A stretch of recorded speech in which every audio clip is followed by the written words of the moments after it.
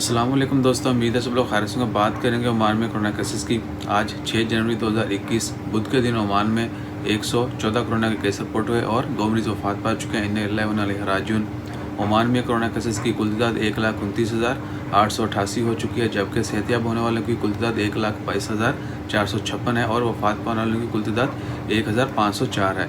जबकि पिछले 24 घंटों में 8 मरीजों को हॉस्पिटल में एडमिट किया गया और हॉस्पिटल में एडमिट मरीजों की कुल तादाद 67 है, जबकि 26 मरीज अभी तक ICU में। दुआ करें अल्लाह ताला तमाम मरीजों को जल्द से जल्द शिफाए कामिला अता फरमाए। जितने भी लोग वफात पा चुके हैं अल्लाह ताला उनकी मगफिरत फरमाए, उनके वाकिन को सब्र जमील अता करे। Dear all, today on 6 January 2021, Oman report 114 COVID-19 cases and 2 deaths. Total cases reached 1,29,888 and total recoveries are 1,22,456 and total death 1,504. And 8 patient admitted to hospital in last 24 hours and total number of patients in hospital are 67 while 26 patients are still in ICU. Please pray for everyone. Stay blessed. Jazakallah. Allah Hafiz.